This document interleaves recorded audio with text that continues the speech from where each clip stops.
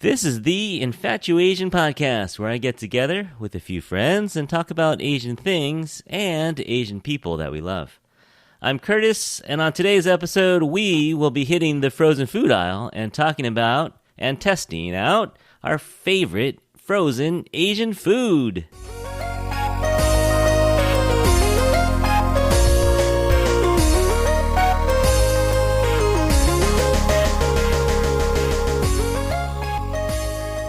Welcome to episode number 11 of the Infatuasian podcast. And if you've been a follower of this podcast, you know that we've talked about food a couple times, but we've never actually eaten food on the podcast. So this is going to be fun today. We're going to do a little bit eating, but we're going to also do some talking. And we're going to be talking about frozen food. And, you know, it would be great if we had an in-house chef or if we were really, really good cooks and we had the time. But sometimes you don't have the time or the money to go out to eat or, you know, to prepare a nice home-cooked meal. So what are you supposed to do? Well, if you're craving Asian food, you can hit the frozen food aisle and get frozen food. And there are so many options now. I think, you know, being older. So one of the things we do in this podcast, if you guys haven't noticed, is we try to get people at different ages. But if you're a little older, like me, you remember maybe TV dinners in the 80s and the 90s, but not a lot of great Asian food. But now, if you go to the frozen food aisle, you see there are so many more options. And so we're going to be testing and tasting and recommending some foods for y'all out there. But this would be super boring if it was just me, so I had to bring along a few people to talk with us, and I brought 3 people who have a couple connections, but we'll start out by introducing them. We have Angus all the way in Houston. Thanks for joining us, Angus. Good afternoon to you. Good afternoon, sir. For us, it's morning. Howdy. We're still in our pajamas. Well, at least I am. But how's the weather over in Houston right now? It's actually just gotten cooler this week. It was in the high 90s, but I was able to do a walk early this morning. It was in the mid 60s. So, and right now it's 1 o'clock. It's about mid to low 80s, so it's not bad. Still humid though. You always have the humidity. Once in a while, we're kind of getting the northern winds right now, so it's a little bit dry. But later in this week, starting Monday, we're going to start getting the rain back. Yeah. And still hurricane season, right? A couple more weeks of hurricane. Yeah. A couple more months, but we're getting there. That should be it. All right, fingers crossed. Well, thanks for coming along, Angus. And all the way from San Francisco, we have Emily. Welcome, Emily. Hi, Curtis. Super happy to be here. Oh, I'm glad to have you. Emily's funny. Like on the first week of school, Emily came over and goes, I want to be on your podcast. Yep. I pretty much invited myself. Well, you know what? Sometimes you got to advocate. Sometimes you got to making a case for yourself. But we were trying to think about what we should do to get you on the air, and we figured, hey, food. Let's get you on the food podcast. And also, all the way from San Francisco, we have Melody. Welcome, Melody. Hi, Curtis. I'm excited to be here. Yeah, it's fun, right? Yeah. We did Zoom all last year, but now we're actually using Zoom for something fun. So this is good. And here's the connection. Are you ready? You guys know this connection already. You all went to the high school that I teach at. So that's fun. You went there, but not only that, Emily and Melody also came back and started working at Galileo now. So, hey, that's a fun connection. So we have at least three decades represented here. Yeah. That's fun. So Melody's our maknae, the baby of the podcast. So welcome, Melody, and everybody. Thanks for coming along. So we were talking about food a little bit. What's your background? Angus, you grew up in Hong Kong and China, or just Hong Kong? Hong Kong. So born and raised in Hong Kong, and then moved over to the States. And the first year that I went to Gal, Curtis' first year, I think. Is that right? Yeah, first or second year, I think. Yeah, it was one of my first years at school. You ended up going to Berkeley. Go Bears! Berkeley, yeah. So you're living the American dream, Angus. Well, and then after that, I don't think Melanie and Emily knows, but I went into the Air Force for 7 years. That's right. folks know September 11 happens, and went into the Air Force in the EHS or environmental health and safety career field. And then after 7 years, transitioned into a big corporation and have been in Houston, Papua New Guinea, and Russia, and then back in Houston for the past 13 years. Yeah, so you're all over the place. You could have done our travel episode too, probably. A little bit different, yeah. Yeah, you're more traveling for work. Yeah. Yeah, I mean, some of the places like Chad and Cameroon may not be a good touristy spot. Depends on. Not a lot of Asian food over there either. You'll be surprised. You'll be surprised. So I was deployed to an undisclosed location in the Middle East. Well, obviously it's still a little bit of Asian, but you can work into the chow hall, and then the folks that work there are Indians and Bangladesh, and all you ask for the curry. Those are the little secrets, and you get all those. And even for Chad and Cameroon, some of the cooks are from the Asian countries, and you can always do that. Yeah, I guess that's true. There's the diaspora, there's Asians everywhere. So and especially a lot of them end up in the kitchen, so that works out for you. Mm-hmm. Also Filipino food and a good adobo. I miss that. Nice. Emily, what's your background? I don't know actually a whole lot about your background. Did you move to the States when you were a kid, or what happened? Yeah, I moved here when I was about 6. So my dad was already living here, and then my mom and I came in 2002. And I went to elementary school in San Francisco, and then went to Marina, and then went to Galileo. So a lot of pretty much what a lot of our students, go through. And I graduated from Gal. Never had you as a teacher though, Curtis. Yeah. Melody and I were at Gal at the same time, but she's 2 years ahead of me. Is that right, Melody? I think so. I graduated in 2010. Yeah. So I graduated 2012. Oh, so I misspoke. So you're the maknae of our group. I'm the baby. You're the baby. And then I went to SF State, got my BA in English education, and then went back the following year for my credentials, and then I started teaching at Gal. I did my student teaching at Gal, and then started working at Gal the following year. You never left. And I've been there since. Yeah. How about food? How would you describe what you consider yourself a foodie, right? Someone who loves food. Yes, I love food. I'm always on Yelp or Google and trying to, read all the reviews. Before the pandemic, I tried to travel a lot, and I always think that my travels center around food. So food's a priority. I feel like even now I work out pretty often, and I think that I work out so then I can eat so that you can all eat more. the food that I want and inhale all the noodles. No, it's incentive, right? When you're working out, you're like, okay, if I work out a little harder, I can eat a little more for dinner tonight. Yeah, so. No, for sure. Love food. Yeah, great. Well, you're in the right place today. And Melody, what's your background? I don't know so much about you either. So you ended up at Galileo in the 2000s. Mm-hmm. Before that, where were you at? So I'm born and raised in San Francisco.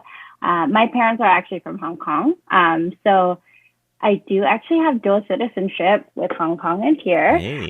So every few years I would go back to Hong Kong, and I love eating there. I love going to all of my parents' childhood spots and trying just different food there. But I have been in San Francisco. I went to Yiku Elementary. I went to Francisco Middle School, and then Galileo. I am like a lot of our students at Galileo. Let's see. You're like a neighborhood kid, right? Did you grow up in a neighborhood kid? Yeah, my parents still live 3 blocks from Galileo, so I actually see all of the students nearby all the time, during the weekends whenever I go home. I'm a neighborhood kid. I recently moved out, so I don't see them all the time now. I just see them during like working times, which is nice. How about you? Are you as much a foodie as Emily, or how would you rate your foodiness? Yeah, not to brag or anything, but I've been a Yelp elite for a few years. Whoa!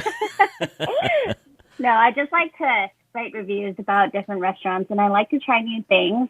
I also, like Emily, where I like to just go through all of the Yelp reviews and look for what to try. I like to look at pictures before I go to the restaurant. My travel is also centered around a lot of food too. I feel like whenever I go to places, I list out all of the restaurants that I want to try first. And then I'm like, okay, like maybe I'll stay in this area so that I can be near all of these food restaurants. When I went to Japan, I think there was one day that we went to like 12 places to eat because I just wanted to try everything. Because you're like, when am I coming back? I don't know. Yeah. Yeah, you do have to plan. Sometimes, you know, if you're going to make it a destination like that, you got to plan ahead of time. I was just going to say that, yeah, if you want, we can drop your Yelp handle in the show notes so people can follow you on Yelp if you're interested. Yeah, it's kind of a fun way to share your favorite restaurants, find new restaurants. Yeah, I haven't, you know, I have kind of a mixed relationship with Yelp a little bit because sometimes the reviews on there are just, I don't know. I feel like if you're reviewing a mom and pop store, it's kind of rough, you know, if you're going to give them 1 star because of service or something like that, or everyone has a bad night, so.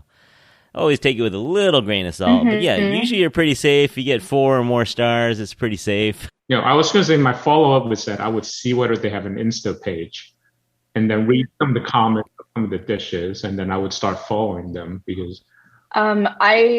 Lately I started using Google Maps a lot more and then looking at the Google reviews, and I noticed that, I don't know if you guys have noticed this too, but I find that Google reviews are a lot nicer than Yelp reviews. So that's just an observation I made, and I started using Google a bit more than Yelp. I wonder what the difference is. I wonder if it's less anonymous on Google or if it's just, I don't know. It's a good tip, though. I've done it. I do that a couple times. You know, it just always pops up when you Google a restaurant. But all right, enough talking. Let's get into this. So this episode kind of came about because I was thinking, you know, how can we do a food episode where we actually eat food? Because if we go to a restaurant in San Francisco, you know, a good portion of our audience isn't in town, so how are they going to try it? So I was trying to think, how could we try foods together as a podcast team and have people in Ohio or North Carolina or maybe even internationally be able to try this food as well? And, you know, we may be excluding people today because they can't find these dishes or these items. So we apologize for that. You know, if you don't have a Trader Joe's in your town or if you don't have an H-Mart, we apologize, but hopefully wherever you live, you do have some options for frozen food. But we're California, so we're going to be a little California-centric, but we'll try, well, excuse me, California and Texas, but we're going to be a little, for sure, North American biased here, and I don't know how far Trader Joe's range extends, but I don't even think they have it in Canada. They have it in the East Coast. They have it in New York. Not in Canada, I don't think. Mm-hmm. So sorry, Ontario. Sorry, British Columbia, if we talk about Trader Joe's. H-Mart is big in the East Coast, right? H-Mart is all over America. Ranch 99, are they everywhere? Do you have one down there, Angus? Yeah, we have 3. Oh, okay. So yeah, Houston is a good town for food. Houston has a lot of places to get food. But sorry, Germany, and sorry, Singapore, but then Japan do have Costco, so if it's something that's true. Yeah. So hopefully we'll be able to recommend something for someone. But again, if you can't get what we're having, sorry about that. But we're trying. We're going to try some different things today and recommend them to you. So yeah, this is something for everyone out there, right? I think even if you are a good cook, or even if you do love going out to eat, I think there's always a place for frozen food. And like we said earlier, the quality, I think, has improved so much that, I mean, it's never going to replace the restaurant, right? But I think the quality's gotten pretty good where, I don't know. I think you can definitely replace some of your restaurant classics with frozen food at home if you don't have the time and you need something quick, or you're at work like us and we have 40 minutes for lunch. You don't have a whole lot of time to go out and get something. It's nice to have a little Asian comfort food at your fingertips. So hopefully y'all out there are into frozen food as well. Me being a dad of a couple kids, it's always nice to have a couple things in the freezer just in case, you get home a little late or you got a hangry child, at 2 o'clock in the afternoon on a Sunday. It's nice to have some pot stickers or something that you can get out of the freezer. All right. So we're going to break this down into a couple different challenges, like we normally do. And we're going to split this into 2 episodes, of course. But our first challenge is we're going to look at a frozen food that you might consider a snack. I mean, all of these could be a main dish too, right? This could be a quick lunch. But these are kind of like snacks, finger food, dim sum, appetizers, whatever you want to call it. Small plates, small dishes, small portions, but big flavors, right? Everyone likes the appetizers. So let's start with, should we go young to old, old to young? What order should we go here? I think we should start with you, Curtis. What? No, I never go first. The host always goes last. That's the rule around here. So let's start with you, Emily. Do you have, or Emily or Melody, do you have an appetizer you want to recommend to us? Sure. Okay, so one of my favorite appetizers is the Korean cheese dogs that you can get at H-Mart. And are you guys familiar with the Korean cheese dogs that I'm talking about? Yes. I've never had one, but I've seen them on Korean dramas. Missing out there. So I think I discovered them while watching YouTube videos, and I would just, see these mukbang channels, and it's like what we might know as a corn dog, but instead it's like an elevated version, in my opinion, and it's stuffed with mozzarella cheese, and I think it's amazing. The outer layer is really good. I'm not a big fan of corn dogs, but the Korean cheese dogs I love. It's really an interesting phenomenon. Like, corn dog is so, I think it's American, right? A corn dog's so American. It's so kind of carnival food, that's something you'd have at a state fair. And then it gets to Korea and they take it to this next level. What are some of the toppings that you can find at a Korean corn dog place? Like, they'll put French fries on the outside? Yes. So the first time I had one, I went to, I think I was actually at H-Mart in San Jose. And I tried it for the first time there. My mind was blown because there's so much you can do. They put like sugar on the outer layer, or what you were saying, the potatoes, and then inside is, you can do all cheese, or you can do half cheese, half fish steak. But then the frozen one that I get is just breaded mozzarella and fish cake on a stick. So, wow.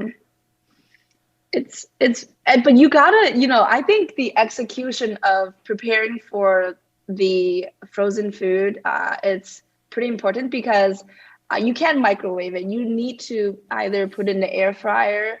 I haven't tried the oven, but you have to do it right, or else you're not gonna get that cheese pull. Yeah, you can't have a soggy corn dog. So. Yeah. Now, Melody, you've tried these before, right? Yeah, I love getting them. I usually top it off with sugar because I like a little bit of sweet and savory.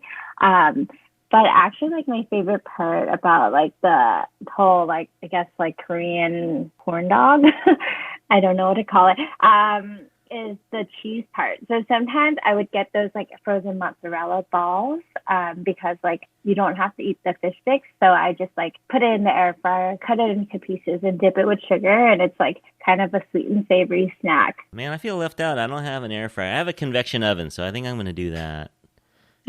Angus, you got an air fryer? Nope, no air fryer, but I have a toaster oven, convection oven. I think the oven will work. I think oven will work. Yeah. We'll try it. Just no microwave, guys. Don't microwave this. Might take a minute. Okay, so here's how this is going to work. We're going to go to our kitchens. We'll pause this recording. And we're going to actually heat up our corn dogs. And I actually have a secret for you guys. I cheated. I got a different one. What? Oh. we picked our brands. Like, what brand are you recommending, Emily? You like this one? Do we have a picture of it? Let's see. So the corn dog we're gonna try today is the Pulmone Korean mozzarella fish cake corn dog. Comes in a pack of 5. No, how many is in each pack? 6, 5 or 6? I haven't opened mine yet. I think 5. I think it's 5 corn dogs. All right, so we're gonna go to our kitchens. So we'll meet back here in 12 minutes? How long does it take? Yeah, to for toast the one of these things? chef, I was going to say. Well, you know what we could do? We could put them in the oven and then set a timer, and then we'll come back. So let's go get those in the oven, and then I'll meet you back here in like 4 minutes or something. Okay. 5 minutes later. Okay, so we're doing this challenge, and we've got some corn dogs in the oven as we speak, and you gotta go slow. Emily said, "Don't microwave them; it's gonna get soggy." So we're going convection oven or air fryer on those. But in the meanwhile, let's talk about some of our other appetizers that we have recommended here. So let's see. How about you, Angus? You got an appetizer recommendation for us? I have so many options, just for quick bites. But for appetizers, I go to Trader Joe's. TJ's has been throughout my life. When I live around the States, they have one in Tucson. They have quite a few in Houston. Actually, just started about 5 years ago. And the pork Shao is the way to go. And like I said, it's actually very hard to get good frozen Shao because a lot of times when you steam it back up, it will burst, or when you microwave it, and it just get kind of too dry on one corner and kind of, like I said, burst and outside. But TJ's did it well, and my parents approve. I think that's one of the very important points. Yeah, I agree. I think it is tricky to find fresh ones, but if you go find, like, Trader Joe's has a way of doing their frozen food maybe better than anyone else.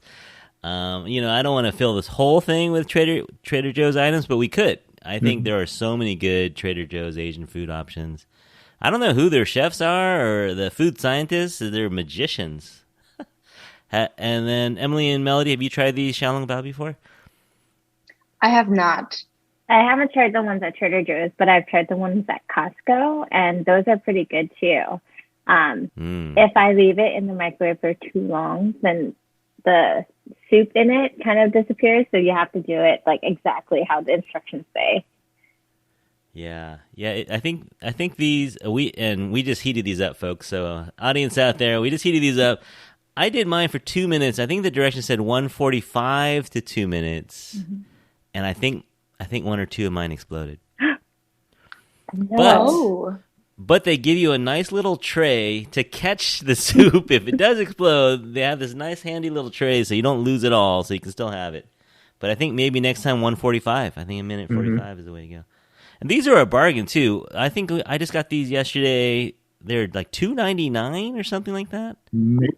Oh wow. That's a steal. Am I right? Is it $3.99? I think maybe $3.99. It's between $3.99 to $2.99. That's maybe $3.49. I don't know, but yeah, they're definitely a steal for $6. Super good deal, yeah. Because if you go to the restaurant, you might spend $11 for a round of these, a steamer full of these. Oh yeah, Din Tai Fung. Din Tai Fung is super expensive, but it's super good.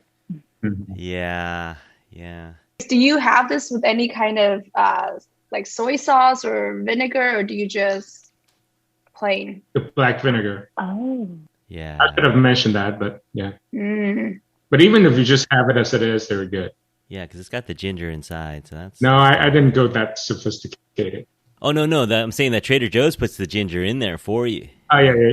All right, so you guys ready to try these live on the air here? Let's dig in. Hope don't burn your mouth. Okay. Oh, see, Emily went prepared. She has the spoon. You got to have a spoon and the chopstick. You cannot go just chopsticks, right? I'm prepared. All right. Okay. Should we, audience out there, do you mind if we slurp a little bit? Are you okay with a little ASMR on this? I hope you are. I'm not going to edit it out. We're going to leave it in. All right, so first impressions from me. I've never had these before. I was going to say I can have these all day. Mm.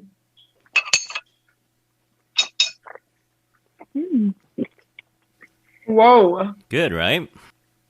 I mean, I think the microwave does it a little more harsh than a steamer would. Mm-hmm. But man, for 2 minutes, for $3 and 2 minutes, so that's pretty amazing. So I was telling Melody and Melody a trick, and I learned that from my mom is you put a glass of water in your microwave that kind of tame down the force a little bit, and I microwave actually for about 3.5 minutes. I should have mentioned. Wow. Yeah. Oh. You know what I did too? I took it out of the plastic, and I think you're supposed to leave it. Yep, you're supposed to leave that in the plastic. Yeah. Just cut the corner. I was in a hurry. Yeah. I was the pressure of the podcast was riding on this. So all right, leave Gotta it. read the instructions, Curtis. I know. Well, I realized that after I put it in, I read the instructions. I just looked at the time, and then I read the instructions. But I think the flavor is there, and Yeah. Oh yeah. I'm impressed. There's I'm a lot of really soup. impressed. A lot of soup. I think it's better than the Bibigo ones at Costco. It's actually better than some of the ones I've had at dim sum restaurants. Really? I'm really impressed with the soup. The flavor is super authentic. I'm pretty blown away right now. I think I'm going to have to start getting these on the regular. For $3? Yeah. And the 2 minutes is amazing because, like, sometimes these dishes, I think some of the other ones we're going to try later, it's like 4 or 5 minutes. And I'm not saying that's a long time, but when you're starving. so I always have a pack at home. Always. Now I got to restock it tomorrow when I go to TJ. I think I might have to, too. This would be the perfect after-school snack. Wow. After school, during school. They also have a chicken version. Okay. Okay. But pork is the way to Oh, go. yeah, pork is Fat. the way to go. Just for some of the folks that may not eat pork, they can have chicken. And I'm holding back a little bit. I was telling everyone I shared 3 of these with my daughter, so they come 6 in a pack.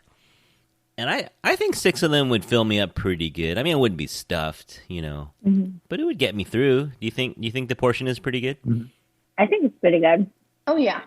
It probably wouldn't be like a dinner, but it would be like a good after-school snack. Yeah. Or even a breakfast. Oh yeah, breakfast. Could you do this for a breakfast? Yeah, you could do this for a breakfast. What would you pair it with? What would you guys have this with? Maybe some noodles? Yeah. Or soup. Yeah, a bowl of soup, yeah. Trying to think what I would have it with. Maybe some steamed vegetables? Yeah. Yeah, because they have so much flavor, you almost don't need to have anything else with flavor. You have something else kind of plain with it. Because this has, the ginger really hits you, and then it's a little salty. I wouldn't say over salty, but it's definitely savory. So you could eat it with something plain, like some plain noodles or some steamed vegetables, and I think there'd be enough flavor to keep Or you can go all out and lay out a couple of pieces of cabbage or lettuce and steam it along with it, and the true authentic style. Yeah. When I was in Shanghai, they had a dish. It was just these little shrimp that they catch in the river there, and an egg, scrambled egg, and a tomato. And they just chop it up, and then you just put a little salt in it, and that's it. That would go really well with this, I think. A little scrambled egg, shrimp, tomato kind of scramble with this. That would be good, because this has the ginger, and the meat. I can see that. All right, good rec, Angus. Thank you. Sir. I think people out there already know about these. A lot of people know about these, but this was actually my first time trying these, so that was good. It's amazing, Angus. Just like you said, you don't even need soy sauce. I am so impressed. Like I said, I moved out of California for a very long time, and I live in Tucson, and they didn't have a lot of Asian food, but they have a Trader Joe's, so a lot of times I discover a lot of not necessarily just Asian cuisine, but a lot of the different cuisines with them. So I think we have a few more minutes on our corn dogs. So let's go ahead and go to Melody's recommendation. What do you got for appetizers for us, Melody? Yeah. So my parents grew up in Hong Kong, and they would tell me about these siu mai snacks. They're actually not real siu mai. They're like fish cakes. So if you go around Hong Kong and you go to the little stands, sometimes they have like fish balls and stuff. They also sell these like siu mai fish cakes. So growing up, like I had a lot of this, and more recently I've seen it in the freezer aisle in Chinatown. And I like tried this, and you just put a little bit of soy sauce and a little bit of sesame oil, and it's really good. It's just like fish balls, but then it looks like siu mai. Have you guys had it before? So it's got a little bit of a wrapper. Yeah, a little bit of a wrapper.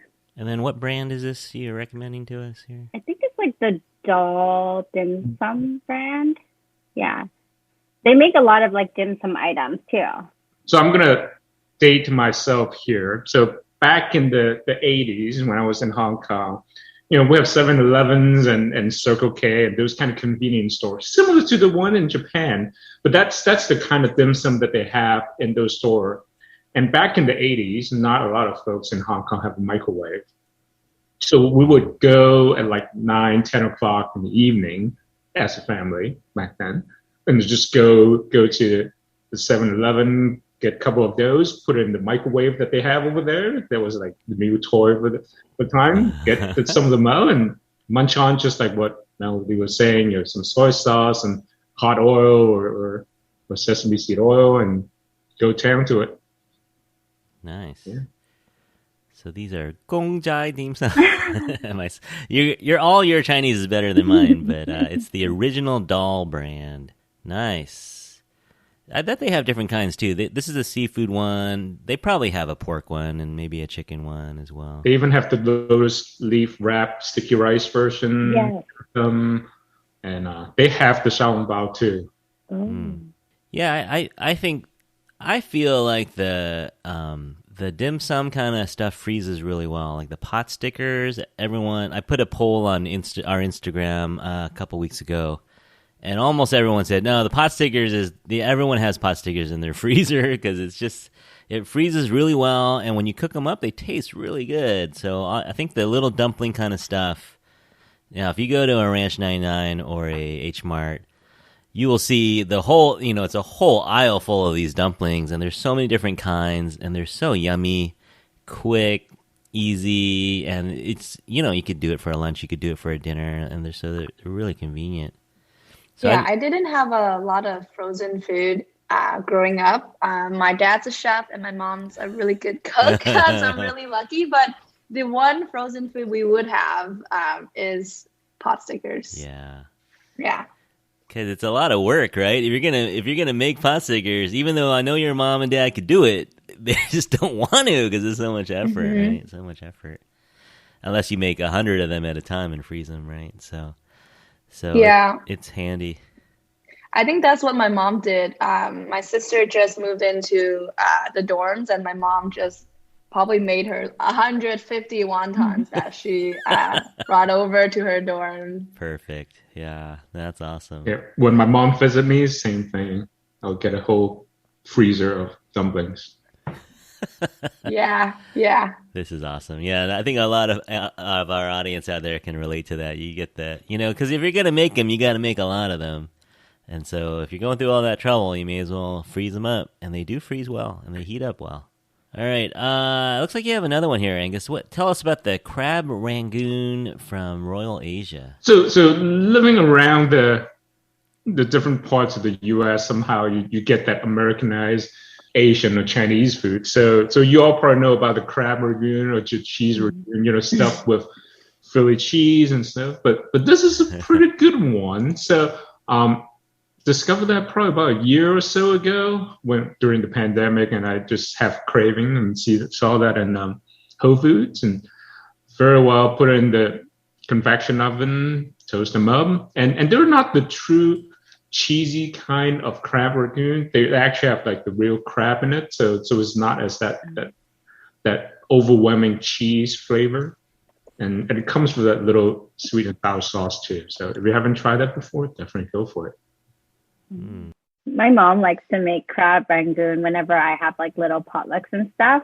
But she would kind of cheat and just put cream cheese and like imitation crab meat and then wrap it in these like wonton wrappers, throw it in oil, and it's done. It's actually a crowd pleaser. It's so good. Yeah. I've had them a couple of times, and I think Melody, your mom, can open her own frozen food restaurant or something. Or her brand. We didn't buy every single thing on this list, and now I'm regretting it. I want a crab rangoon. So I will put it this way: regularly it's like about $6-7. Just hunt for the deals when it comes on Whole Foods, so they can go as cheap as $3.99, especially if you have Amazon Prime. So there's another 10% off. And then if I remember, it's at $8. It says real snow crab too. Yeah. So you're saying normally like $6? 6 or 7. Ooh. Yeah. Okay. But then, like I said, when I stock it up, when I see it's on sale, then I would stock them up. Well, and that's the beauty of frozen food, right? We didn't talk about that. Is not only is it convenient, but it can last a while. So you can shop, once, and if you find it on sale, get 5 of them, and it'll go 6 months. It'll go for a while in the freezer. So that's another handy thing. All right, great recommendations. We're still waiting for our corn dog. Why don't we take a time out here, go check on our corn dogs, and we'll be right back. Just one quick note about the corn dog. I forgot to tell you guys, or the cheese dogs. If you guys have the sweet chili sauce, do you know what I'm talking about? Yeah, like the lumpia sauce. If you have that, you need to. That's my favorite combo. So I dip the cheese dog in the sweet chili sauce. Okay, so definitely grab that if you have it. Okay. All right, tips from Emily. One of the must-have in the fridge. All right, well, we'll be back then, guys.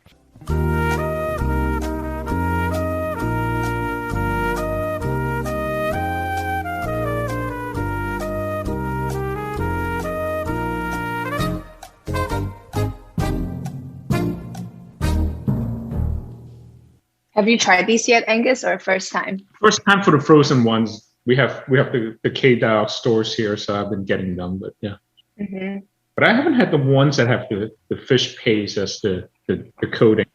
Yeah, the fish cake is not my favorite part, but I like the cheese part. I think I'm gonna get some sugar too, like Melody. Yeah, I got some sugar and I got some of the chili sauce.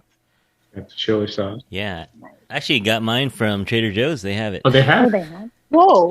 What? They have a sweet chili sauce from Trader Joe's. Yeah. Oh, I thought you meant not the corn dog. I haven't seen that yet. No, just the sauce. I had to go to H-Mart. I was going to say one of the must-have to have in the fridge is that sweetened, whatever the chicken sauce or whatever we call it. Yeah, it's got a little spice. Mm-hmm. Isn't that the one that BTS had for the McDonald's meal? They had the. Was that it? That was their sauce. I thought it was the Cajun sauce, wasn't it? They had two sauces. They had Cajun and they had the sweet chili. Yeah. Yeah, because I was like, how did they end up getting Cajun sauce? Because it's more like Southern Louisiana type feel. But yeah, I guess the audience wouldn't understand, gochujang or something like that. All right, hey, we're back, and we are loaded with corn dogs. Now, all right, full disclaimer to the audience out there, I cheated. Emily recommended a fish cake one, and I wasn't feeling the fish cake. So I went with the hot dog version. It's made by Latte. Ooh, that's a good brand. Ooh. Yeah, so this one is the hot dog. I had the actual hot dog one.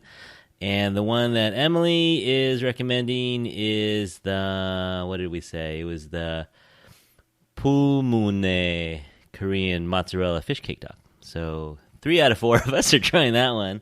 And I'm going to try the hot dog one. You can go whichever one you want out there. But one thing Emily did say must have is the sweet chili dipping sauce. All right, we're going to do a cheese pull on 3. Wait, how hot are these? You going to burn yourself? Be careful. Don't hurt yourself. I think you'll be okay. All right, ready? Cheese ball. Oh, Angus got okay. Angus might win. Angus. Oh no, Emily. Man. Oh my god. Emily got it. That was fun. All right.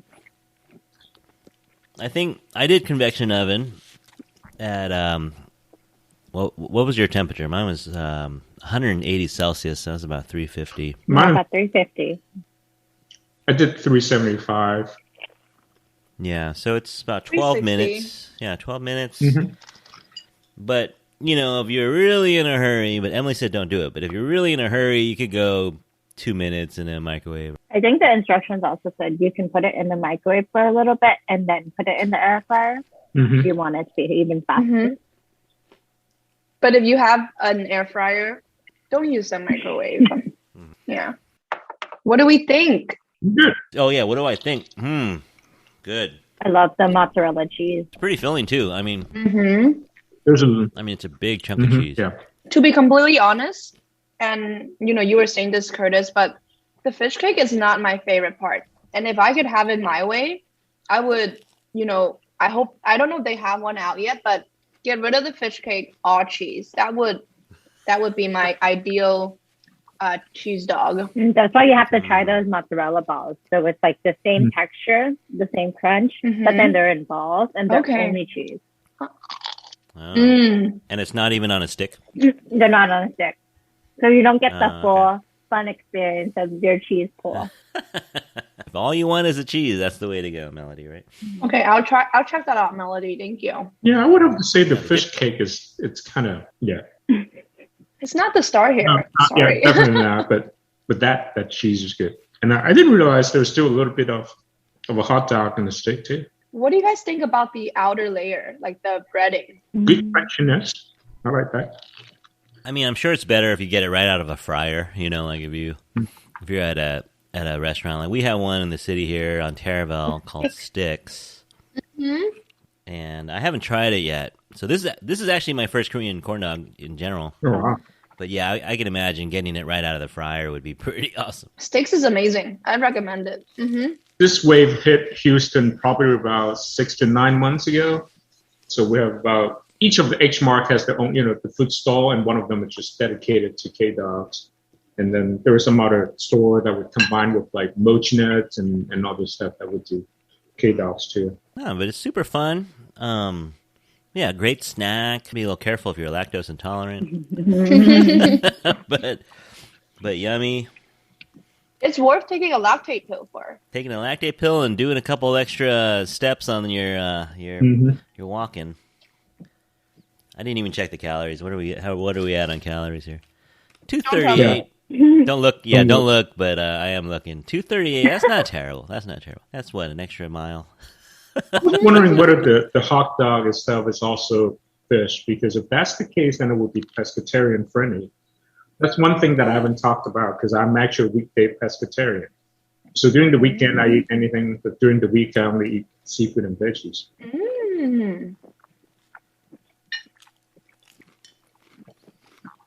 So, Xiaolongbao is only on weekends for you now.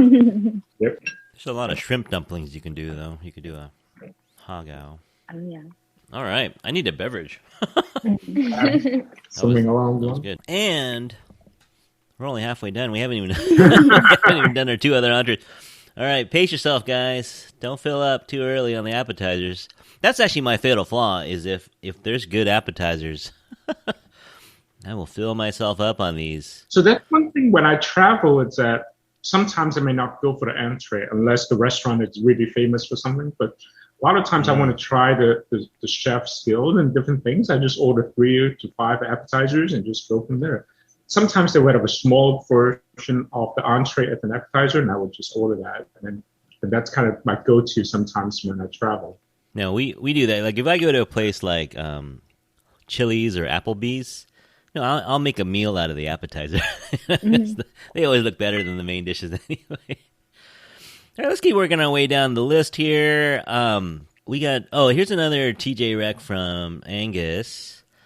Another Trader Joe's rec. So, Angus, you got another recommendation down here. Yeah, so like I said, I just because Trader Joe's is so accessible. And we talk about how good they are with some of the Asian cuisine. And another one that I go for is the Taiwanese green onion pancakes. There's so many type of green onion pancakes or scallions pancakes. There are some that are very thick and kind of starchy, and they're the ones from these ones from Taiwan or the Taiwanese ones are the thin, crunchy ones, and that's kind of the type that I like. And they're also very simple. You buy them, put it in the pan, 2.5 minutes each side, and next thing you know, you have a good snacks before dinner. You got to do it in the pan, right? It's got to be crispy. Yeah. Because it's kind of like a puff pastry dough when you take it out from the package. So it's not like you can microwave it, or it's not a pre-fried green onion pancake. It's actually just dough, so you actually have to cook it. But it doesn't take a lot of effort. I mean, like I said, if you have a flat pan, couple minutes each side, a little bit of oil, and you're good to go. Yeah, no, we love those over here. I haven't had this brand, but we get some from Ranch 99. These are flaky, would you say? They're nice and puffy? They were not. They were like the thin kind.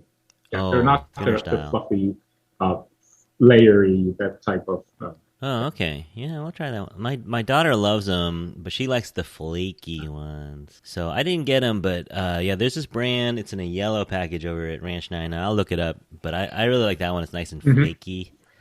Kind of the roti style, yeah. I think I know which one you're talking about, because my cousin loved that one too. Yeah, and it's interesting that, this kind of flatbreads traveled, right? Like, you have them in Taiwan here, you have them, but if you go Southeast Asian, it's more like a roti, right? And then Malaysian or Singaporean, they have their version, and Myanmar, Burma has their version. It's really kind of interesting. And then you get to India, of course, and they're like flatbread kings over there, right?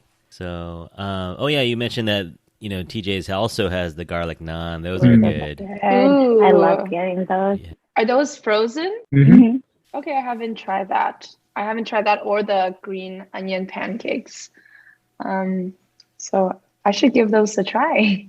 Yeah. Yeah, I like to also add an egg when I pan fry the green onion pancakes, and then kind of have a scrambled egg with it for extra protein, and it tastes really good. So you make kind of a wrap out of it? Mm-hmm. Do you roll it up into a wrap, or do you just eat it separately? I just cut it into pieces, kind of like how you would eat the green onion pancake, but I just it. Sometimes I would make it for dinner, actually. I just eat appetizers for dinners. And it's vegetarian, right? Mm-hmm. Then you can kind of go on vegetarian. Well, eggs count. I don't know, but not vegan. But you're not eating meat, so that's good for the planet. Mm-hmm. And it looks like the Trader Joe ones are vegan. Oh, probably. Oh yeah, I haven't even noticed if they are. Yeah, it says vegan. So yeah. Mm-hmm. That's awesome. That is cool. Let's see, Melody, you want to recommend these egg rolls to us? Yeah. Well, I just in general like to eat egg rolls sometimes. I like to get lumpias and just random egg rolls, like veggie egg rolls or pork egg rolls from the grocery stores, and just toss them in the air fryer. I like to pair it with that Thai chili, sweet and sour kind of one. Whenever I want a little crunch, and that would kind of be my after school snack. And this is not an ad for air fryers. They change your life. The small things, a big piece of chicken doesn't work real well in an air fryer, but you get the little appetizer size, bite-sized things in the air fryer. It's perfect, right? Actually, I cook all of my chicken. I make chicken wings in the air fryer. I make chicken thighs in the air fryers. Oh, yeah. Okay. You can make kind of a air fried chicken thigh with the skin, and it gets really crispy. But I feel I have a family of 4, and so I kind of feel it wouldn't be the most convenient for us to cook a dinner in the air fryer, like chicken thighs. 1 or 2 portions maybe, but for these appetizers, that's what I'm thinking. I'm thinking that this would be perfect for the air fryer. But we go convection oven. I think it's pretty similar, but maybe air fryer is a little faster and a little, maybe a little crispier, maybe. All right, guess what, guys? Well, that's it for episode 1. I know, right? We're just getting started. We're going to go... Woo! Let's go hit the treadmill for 20 minutes, and we'll come back and do episode number 2. Just kidding. We're just going to power through. We can power through, right, girls and guys? We can do this. Oh, so yeah. That's it for just episode number 1. We're definitely going to dig deeper into the frozen food aisle next week. Thank you for dropping by. and trying food with me. It's fun to eat together on Zoom. I've never eaten together on Zoom, so that's kind of... You haven't had Zoom happy hours?